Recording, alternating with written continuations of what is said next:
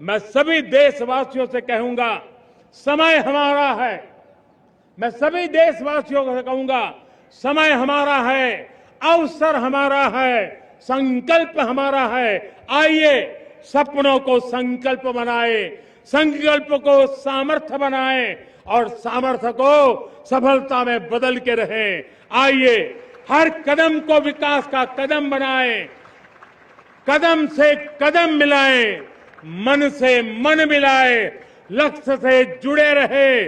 एक दीप से जले दीप हजारों। ये दिमागी नक्सल मौके की तलाश में है, हिंसा अराजकता के वो रास्ते खोज रहे हैं, समाज को गलत राह पर घसीटने के लिए भांति भांति के दांव कर रहे हैं। इन दिमागी नक्सलियों को पहचानना होगा, इन दिमागी नक्सलियों को आइसोलेट करना होगा और राष्ट्र को विकसित राष्ट्र बनाने की मुख्य धारा की ओर देश की युवा पीढ़ी को जोड़ना होगा। ಈ ವಾರದ ನೋಟ ಕಾರ್ಯಕ್ರಮಕ್ಕೆ ಅಭಿಪ್ರಾಯ ಹಂಚಿಕೊಳ್ಳಕ್ಕೆ ಬಂದಿದ್ದೀನಿ. ನಿಮಗೆಲ್ಲ ಗೊತ್ತಿದೆ, 80ನೇ ಸ್ವಾತಂತ್ರ್ಯೋತ್ಸವ ವರ್ಷದ ಸಂದರ್ಭದಲ್ಲಿ ಭಾರತದ ಪ್ರಧಾನಮಂತ್ರಿಗಳು ನರೇಂದ್ರ ಮೋದಿ ಅವರು ಕೆಂಪುಕೋಟೆಯಿಂದ ಭಾಷಣ ಮಾಡಿದ್ದಾರೆ. ಮುಂಚೆ ಎಲ್ಲ 110 ನಿಮಿಷ 120 ನಿಮಿಷ ಭಾಷಣ ಮಾಡ್ತಿದ್ರು, ಇವತ್ತು ಬರೀ 75 ನಿಮಿಷ ಮಾಡಿದ್ರು ಅಂತ ಪತ್ರಿಕೆಯಲ್ಲಿ ವರದಿಯಾಗಿದೆ. ಸೊ ಇಲ್ಲಿ 75 ನಿಮಿಷ ಮಾತಾಡ್ತಾರೋ, 100 ನಿಮಿಷ ಮಾತಾಡ್ತಾರೋ, 200 ನಿಮಿಷ ಮಾತಾಡ್ತಾರೋ ಪ್ರಶ್ನೆ ಅದಲ್ವೇ ಅಲ್ಲ.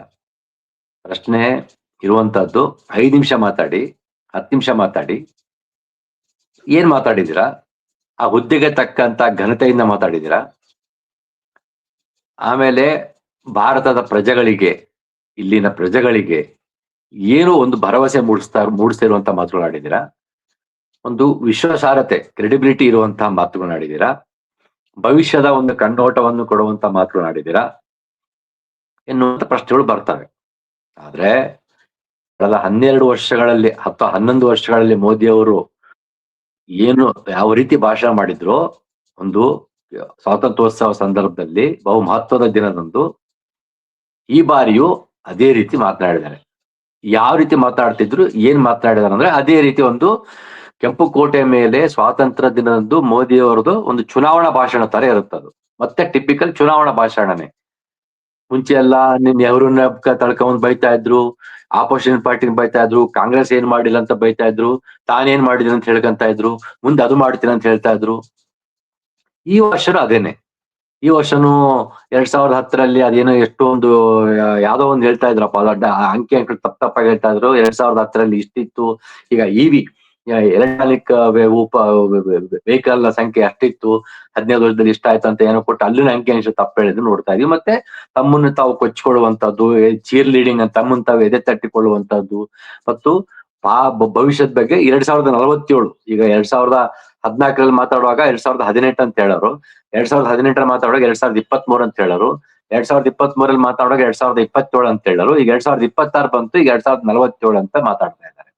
ಮತ್ತು ಅತ್ಯಂತ ಕೀಳು ಮಟ್ಟದ ಕ್ಷುಲ್ಲಕವಾದ ಒಂಥರ ಬಫೂನ್ಗಿರಿ ಅಂತ ಕರೀತಾರಲ್ವ, ಆ ತರಹದ ಒಂದು ವಿಷಾದದಿಂದ ಈ ಮಾತಾಡ್ಬೇಕಾಗುತ್ತೆ. ಆ ರೀತಿಯಾಗಿ ಮಾತುಗಳನ್ನ ಆಡಿದ್ದಾರೆ.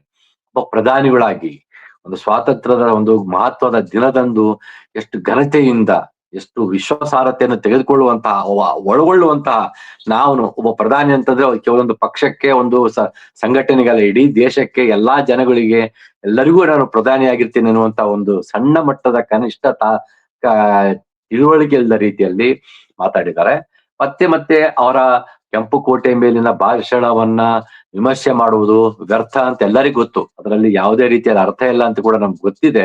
ಆದ್ರೂ ಸಹ ಅವರೊಬ್ಬ ಜವಾಬ್ದಾರಿಯುತ ಸ್ಥಾನದಲ್ಲಿರುವಂತವ್ರು, ಮತ್ತು ಪ್ರಧಾನಿ ಹುದ್ದೆ ಅಂದ್ರೆ ಅದೊಂದು ತಮಾಷೆ ಆದಂತ ಹುದ್ದೆ ಅಲ್ಲ. ಇಡೀ ದೇಶದ ಒಂದು ನೀತಿ ನಿರೂಪಣೆಯನ್ನು ನಿರ್ಧರಿಸುತ್ತೆ, ಆರ್ಥಿಕತೆಯನ್ನು ನಿರ್ಧರಿಸುತ್ತೆ, ಸಾಮಾಜಿಕತೆಯನ್ನು ನಿರ್ಧರಿಸುತ್ತೆ ಅವ್ರು ತೆಗೆದುಕೊಳ್ಳುವಂತಹ ನಿರ್ಧಾರಗಳು. ಈ ಕಾರಣಕ್ಕಾಗಿ ಆದ್ರೂ ನಾವು ಅವರ ಮಾತುಗಳನ್ನ ಮತ್ತೆ ವಿಮರ್ಶೆ ಮಾಡ್ಬೇಕಾಗತ್ತೆ, ಮತ್ತೆ ಅದ್ರ ಬಗ್ಗೆ ನಾವು ಮಾತಾಡ್ಬೇಕಾಗತ್ತೆ. ಇಲ್ದ ಹೋಗಿದ್ರೆ ಯಾರಿಗೂ ಈ ತರಹದ ಒಂದು ದಿಕ್ಕು ದೆಸೆ ಇಲ್ಲದಂತ ಮಾತುಗಳಿಗೂ, ಅರ್ಥವೇ ಇಲ್ಲದಂತ ಮಾತುಗಳಿಗೆ ನಾವು ಪ್ರತಿಕ್ರಿಯಿಸಬೇಕಾದಾಗತ್ತೆ ಇರ್ಲಿಲ್ಲ. ಆದ್ರೆ ಏನ್ ಮಾಡಕ್ಕಾಗದಲ್ಲ, ನಾವು ಪ್ರಧಾನಿಗಳನ್ನ ಆಯ್ಕೆ ಮಾಡಿದೀವಿ, ಆ ಪಕ್ಷವನ್ನ ಆಯ್ಕೆ ಮಾಡಿದೀವಿ, ಅನಿವಾರ್ಯವಾಗಿ ಅವರ ಮಾತುಗಳನ್ನು ನಾವು ಕೇಳಿಸ್ಕೊಳ್ಬೇಕಾಗತ್ತೆ. ಹೀಗಾಗಿ ನಾವು ಆ ಪ್ರಧಾನಿಯವರ ಈ ಬಾರಿಯ ಆ ಸ್ವಾತಂತ್ರ್ಯ ಉತ್ಸವದ ಸಂದರ್ಭದ ಮಾತುಗಳನ್ನ ನೋಡೋದಾದ್ರೆ, ಈಗ ಎಲ್ಲಾ ಕಡೆ ಚರ್ಚೆ ಆಗ್ತಿರುವಂತದ್ದು ದಿಮಾಗಿ ನಕ್ಸಲ್ ಅಂತ ಮಾತಾಡಿದಾರಂತೆ, ಚರ್ಚೆ ಆಗ್ತಾ ಇದೆ. ನನಗಂತೂ ಈ ರೀತಿಯಾಗಿ ಲೇಬಲಿಂಗ್ ತನ್ನ ವಿರೋಧಿಗಳನ್ನ, ತನ್ನ ಸರ್ಕಾರದ ವಿರೋಧ, ಅವ್ರು ಯಾರುನು ಅವರ ಆ ವೈಯಕ್ತಿಕ ವಿರೋಧ ಯಾರಿಗೂ ಇರೋದಿಲ್ಲ. ಎಲ್ಲರಿಗೂ ಅವ್ರ ಸರ್ಕಾರದ ನೀತಿ ನಿರೂಪಣೆಗಳ ಬಗ್ಗೆ, ಸರ್ಕಾರ ನಡೆದುಕೊಳ್ತಿರುವಂತ ರೀತಿಗಳ ಬಗ್ಗೆ, ಅದರ ಕಾರ್ಯಕ್ಷಮತೆಯ ಬಗ್ಗೆ, ದಕ್ಷತೆಯ ಬಗ್ಗೆ, ಮತ್ತು ಅವರು ನಡೆಸ್ತಿರುವಂತಹ ಮತಧರ್ಮಾಂಧತೆ ಏನಿದೆಯಲ್ಲ, ದ್ವೇಷ ಬಿತ್ತುವಂತಹ ಮತಧರ್ಮಾಂಧತೆ ಮತ್ತು ಮತಗಳ ಧ್ರುವೀಕರಣದ ಬಗ್ಗೆ, ಹೀಗೂ ವಂಚಿತ ಸಮುದಾಯಗಳ ಮಾಡ್ತಿರುವ ಅನ್ಯಾಯದ ಬಗ್ಗೆ, ಈ ತರದ ವಿಷಯಗಳ ಬಗ್ಗೆ ವಿಮರ್ಶೆ ಮಾಡೇ ಮಾಡ್ತಾರೆ, ಟೀಕೆ ಮಾಡೇ ಮಾಡ್ತಾರೆ. ಯಾಕಂದ್ರೆ ನಮ್ಮ ಕಣ್ಣ ಮುಂದೆ ಅನೇಕ ರೀತಿಯ ಒಂದು ಸಾಕ್ಷಿಗಳು, ದಾಖಲೆಗಳು ಇರೋದ್ರಿಂದ. ಆದ್ರೆ ಆ ರೀತಿ ಮಾತಾಡೋನೆಲ್ಲವರನ್ನು ಇದುವರೆಗೂ ಅರ್ಬನ್ ನಕ್ಸಲ್ ಅಂತ ಕರಿತಾ ಇದ್ರು, ತುಕುಡೆ ಗ್ಯಾಂಗ್ ಅಂತ ಕರಿತಾ ಇದ್ರು. ಈ ರೀತಿಯಾಗಿ ಕೆಟ್ಟ ಭಾಷೆ ಬಳಸಿ ಒಂದು ಘನತೆ ಇಲ್ಲದಂತ ಮಾತುಗಳನ್ನ ಮಾಡ್ತಾ ಇದ್ರು. ಈಗ ಅದನ್ನ ಮುಂದುವರೆದ್ಬಿಟ್ಟು ದಿಮಾಗಿ ನಕ್ಸಲ್ ಅಂತ ಕರೆದಿದ್ದಾರೆ. ಇಲ್ಲಿ ದಿಮಾಗಿ ನಕ್ಸಲ್ ಅಂತ ಏನು ಅಂತ ಹೇಳ್ಬಿಟ್ಟು ಕೂಡ ಅನೇಕರು ಚರ್ಚೆ ಮಾಡ್ತಾ ಇದ್ದಾರೆ. ಬುದ್ಧಿಜೀವಿ ನಕ್ಸಲ್ ಅಂತ ಹೇಳ್ತಾ ಇದ್ದಾರೆ. ಈ ಬುದ್ಧಿಜೀವಿ ನಕ್ಸಲ್ ಅಂದ್ರೆ ಯಾರು? ಅವ್ರ ಪ್ರಕಾರ ಎಡಪಂಥೀಯರು, ಅಂಬೇಡ್ಕರ್ ವಾದಿಗಳು, ಈ ತರ. ಅಂದ್ರೆ ಯಾರು ಬಲಪಂಥೀಯರಲ್ವೋ, ಯಾರು ಬಲಪಂಥೀಯದ ಈ ಬ್ರಾಹ್ಮಣಶಾಹಿ ಚಿಂತನೆಯನ್ನ, ಮತಧರ್ಮಾಧ್ಯಯನ ಟೀಕೆ ಮಾಡ್ತಾರೋ ಅವರೆಲ್ಲರನ್ನು ಈಗ ಅವರು ಬ್ರ್ಯಾಂಡ್ ಮಾಡ್ಬಿಟ್ಟು ದಿಮಾಗಿ ನಕ್ಸಲ್ ಅಂತ ಕರೆದಿದ್ದಾರೆ. ಇದು ಕೂಡ ತೀರಾ ಕೀಳು ಅಭಿರುಚಿಯಿಂದ ಕೂಡಿದೆ. ಮತ್ತೆ ಅದ್ರ ಬಗ್ಗೆ ಜಾಸ್ತಿ ಮಾತಾಡೋದಷ್ಟು ಅದಕ್ಕೆ ಪ್ರಚಾರ ಕೊಟ್ಟಂತ ಆಗುತ್ತೆ ಅನ್ನುವ ಕಾರಣಕ್ಕಾಗಿ ನಾವು ಅದನ್ನ ವಿಸ್ತೃತವಾಗಿ ಚರ್ಚೆ ಮಾಡೋದಕ್ಕೆ ಅವಶ್ಯಕತೆ ಇಲ್ಲ ಅಂತ ಅನ್ಸುತ್ತೆ. ಆದ್ರೂ ಕೂಡ ಒಂದು ಮಾತನ್ನ ಹೇಳ್ಬೇಕಾಗತ್ತೆ. ಈ ರೀತಿಯಾಗಿ ಪ್ರಧಾನಿಯವರು ಮುಂದಿನ ದಿನಗಳಲ್ಲಾದ್ರೂ ಅತ್ಯಂತ ಕೀಳು ಮಟ್ಟದಲ್ಲಿ ತಮ್ಮ ವಿರೋಧಿಗಳನ್ನ, ತಮ್ಮ ವಿರೋಧ ಪಕ್ಷದವರನ್ನ, ತಮ್ಮ ಸರ್ಕಾರವನ್ನ ಟೀಕೆ ಮಾಡುವವರನ್ನ, ವಿಮರ್ಶೆ ಮಾಡುವವರು, ಸಕಾರಾತ್ಮಕವಾಗಿ ನಿಷ್ಕಾರಣವಾಗಿಲ್ಲ, ಸಕಾರಣವಾಗಿ ಟೀಕೆ ವಿಮರ್ಶೆ ಮಾಡುವವರ ಮೇಲೆ ಈ ತರಹದ ಒಂದು ಅಲಿಗೇಷನ್ ಹಾಕುವಂತದ್ದು, ಅದು ಅತ್ಯಂತ ಕೀಳು ಅಭಿರುಚಿಯಿಂದ ಕೂಡಿರುವಂತದ್ದು. ಮತ್ತೆ ಇವೆಲ್ಲವೂ ಒಂದು ಫ್ರಿಂಜ್ ಎಲಿಮೆಂಟ್ ಅಂತ ಕರಿತಿದ್ರೆ, ಅಂಚಲ್ಲಿರುವಂತಹ ಒಂದು ಪುಂಡು ಪೋಖರಿಗಳು ಇದುವರೆಗೂ ಮಾಡ್ಕೊಂತ ಬಂದಿರುವಂತಹ ಇಂತಹ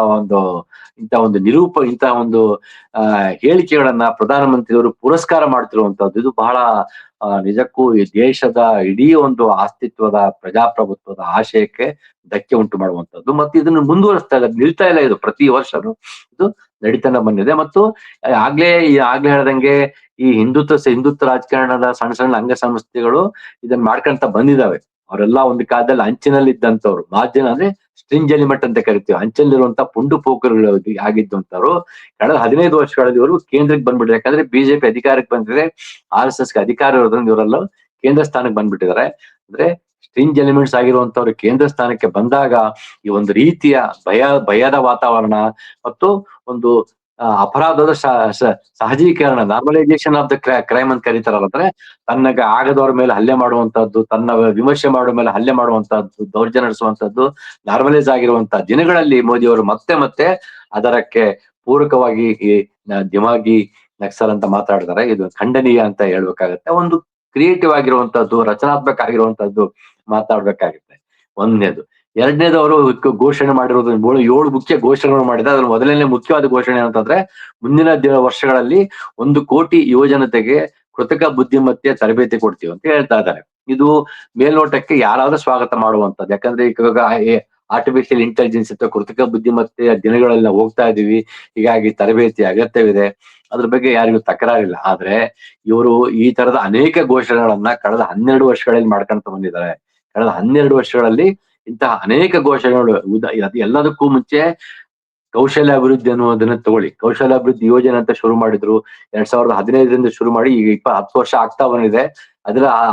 ಮೊನ್ನೆ CAG ಒಂದು ವರದಿ ಕೊಟ್ಟಿದೆ. ಸುಮಾರು 10,000 ಕೋಟಿ ಭ್ರಷ್ಟಾಚಾರದ ಹಗರಣ ನಡೆದಿದೆ ಅಂತ ಹೇಳ್ಬಿಟ್ಟು ಒಂದ್ ಕಡೆಗೆ CAG ವರದಿ ಕೊಟ್ಟಿರೋದನ್ನ ಕೂಡ ನಾವು ಪತ್ರಿಕೆಗಳಲ್ಲಿ ಓದ್ತಾ ಇದೀವಿ ಈ ಕೌಶಲ್ಯ ಅಭಿವೃದ್ಧಿ ಯೋಜನೆಯಲ್ಲಿ. ಮತ್ತು ಇನ್ನೊಂದು, ಇವರು ಏನ್ ಕೌಶಲ್ಯ ಕೊಟ್ಟಿದೀವಿ 1 ಕೋಟಿ ಜನಸಂಖ್ಯೆ, 2 ಕೋಟಿ ಜನಸಂಖ್ಯೆ ಅಂತ ಏನ್ ಹೇಳ್ತಾ ಇದಾರೆ, ಅವ್ರು ಯಾರಿಗೂ ಉದ್ಯೋಗ ಸಿಕ್ಕಿಲ್ಲ. ಇವ್ರು ಕೊಟ್ಟಿರುವಂತ ತರಬೇತಿಯಿಂದ ಕೇವಲ 4% ಯುವಜನತೆಗೆ ಕಾಯಂ ಉದ್ಯೋಗ ಸಿಕ್ಕಿದೆ. ಇನ್ನು ಉಳಿದಂತೆ 40% ಯುವಜನತೆಗೆ ಕಾಯಂ ಅಲ್ಲದಂತಹ ಅಸಂಘಟಿತ ವಲಯದಲ್ಲಿ, ಅನೌಪಚಾರಿಕ ವಲಯದಲ್ಲಿ ಉದ್ಯೋಗ ಸಿಕ್ಕಿದೆ. ಇದರಿಂದ ಅದು ಉದ್ಯೋಗ ಅಂತ ಹೇಳಕ್ಕೆ ಸಾಧ್ಯವಿಲ್ಲ. ಅನೌಪಚಾರಿಕ ವಲಯದಲ್ಲಿರುವಂತಹದ್ದನ್ನ ಅಸಂಘಟಿತ ವಲಯದ ಉದ್ಯೋಗ ಅಂತ ಕರೆಯಕ್ಕೆ ಸಾಧ್ಯವಿಲ್ಲ. ಯಾಕಂದ್ರೆ ಅಲ್ಲಿ ಸಮಾನ ಕೆಲಸಕ್ಕೆ ಸಮಾನ ವೇತನ ಸಿಗೋದಿಲ್ಲ, PF ಸಿಗೋದಿಲ್ಲ, ESI ಸಿಗೋದಿಲ್ಲ, ಯಾವುದೇ ಸೌಲಭ್ಯಗಳಿಲ್ಲ ಮತ್ತು ಅವರನ್ನ ಯಾವುದೇ ಸಂದರ್ಭದಲ್ಲೂ ತೆಗೆದುಹಾಕ್ಬಹುದು ಕೆಲಸದಿಂದ. ಹೀಗಾಗಿ ಈ ಈ ಕೌಶಲ್ಯಾಭಿವೃದ್ಧಿ ಯೋಜನೆ ಅಡಿಯಲ್ಲಿ ಏನು 40% ಜನಸಂಖ್ಯೆಗೆ ಸಿಕ್ಕಿದೆಯಲ್ಲ ಉದ್ಯೋಗ, ಅದು ಭದ್ರತೆ ಉದ್ಯೋಗವಲ್ವೇ ಅಲ್ಲ.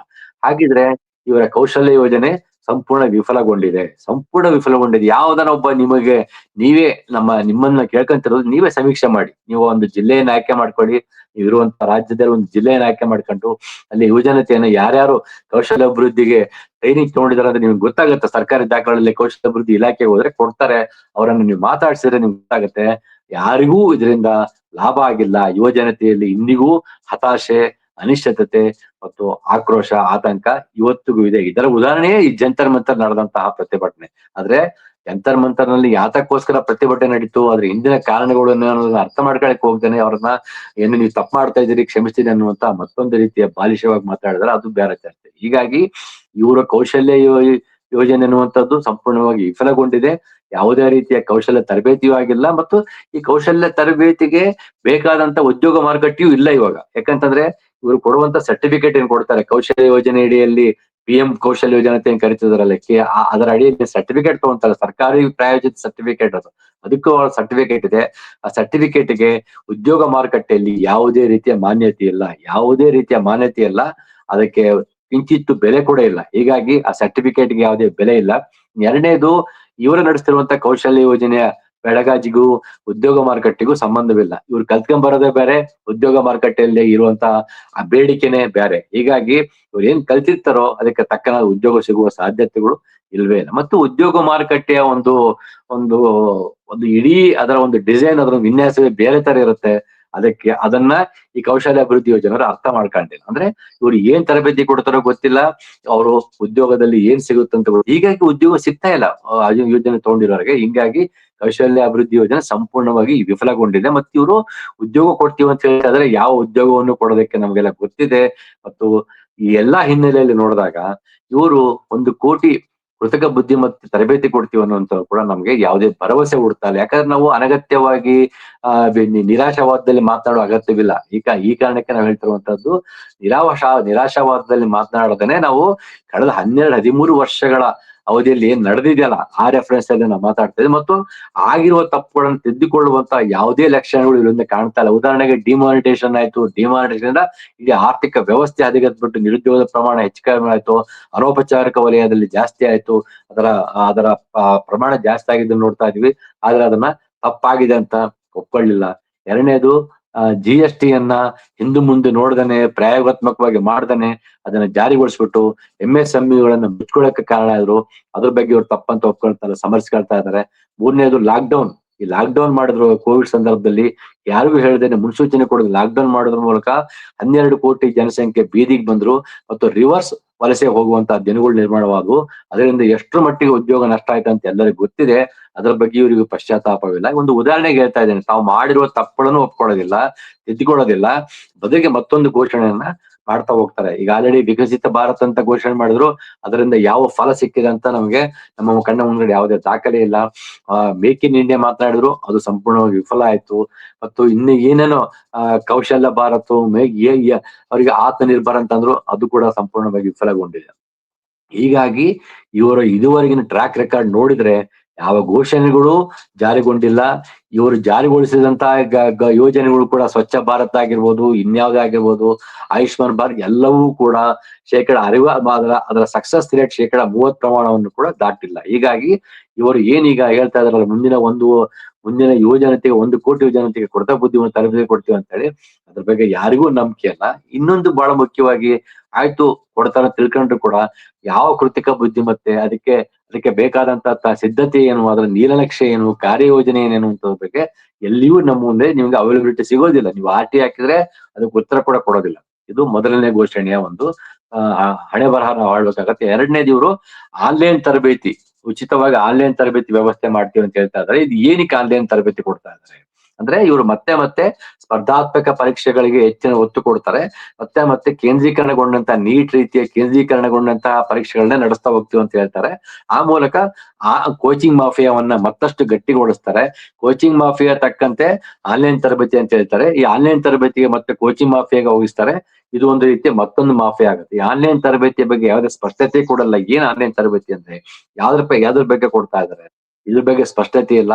ಇದು ಕೂಡ ಅತ್ಯಂತ ಸಂಪೂರ್ಣವಾಗಿ ವೇಗ ಅಂತ ಕರಿತೀವಲ್ವಾ, ಯಾವುದೇ ಒಂದು ಈ ಸ್ಪಷ್ಟತೆ ಇಲ್ಲದಂತಹ ಸುಮ್ಮನೆ ಬಾಯಿ ಮಾತಿಗೆ ಬಾಯಿ ಚಪ್ಪಲಕ್ಕೆ ಹೇಳಿದಂತಹ ಒಂದು ಘೋಷಣೆ ಆಗಿದೆ. ಎರಡನೇದು, ಇನ್ನು ಬಹಳ ಮುಖ್ಯವಾದ ಮೂರನೇ ಘೋಷಣೆ ಸೆಮಿಕಂಡಕ್ಟರ್ಗಳ ಇದರ ವಲಯದಲ್ಲಿ ಬಹಳ ದೊಡ್ಡ ಮಟ್ಟದ ನಾವು ಟರ್ನ್ ಓವರ್ ಮಾಡ್ತೀವಿ ಅಂತ ಹೇಳ್ತಾ ಇದಾರೆ. ನಿಜಕ್ಕೂ ಅದು ಅವ್ರು ಮಾಡುವಂತದ್ದು ಕೇವಲ ಅಸೆಂಬ್ಲಿ ಮಾತ್ರ. ನಾವು ಪದೇ ಪದೇ ಅರ್ಥ ಮಾಡ್ಕೊಳ್ಳಿ, ಕಳೆದ 40 ವರ್ಷಗಳಲ್ಲಿ ಭಾರತದಲ್ಲಿ ಒಂದೇ ಒಂದು ತಂತ್ರಜ್ಞಾನವನ್ನ ಅಭಿವೃದ್ಧಿಪಡಿಸುವಂತಹ ಒಂದು ಉದಾಹರಣೆ ನಮ್ಮಲ್ಲಿಲ್ಲ. ಈ ಮೊಬೈಲ್ ಫೋನ್ ನಲ್ಲಿ ಬರುವಂತಹ ಎಲ್ಲಾ ಬಿಡಿ ಭಾಗಗಳ ತಂತ್ರಜ್ಞಾನ ನಮ್ಮ ಬಳಿ ಇಲ್ಲ. ಎಲ್ಲವನ್ನು ನಾವು ಬೇರೆ ಬೇರೆ ದೇಶಗಳ ಜೊತೆಗೆ ನಾವು ಒಂದು ಒಡಂಬಡಿಕೆಯ ಮೂಲಕ ಮಾಡ್ಕೊಂತಿರೋದು ಹೊರತಾಗಿ ಇನ್ನೇನು ನಮ್ಮಲ್ಲಿ ಮೊಬೈಲ್ ಒಂದು ಬಿಡಿ ಭಾಗವನ್ನು ತಯಾರಿಸುವಂತ ತಂತ್ರಜ್ಞಾನ ನಮ್ಮ ಬಳಿ ಇಲ್ಲ.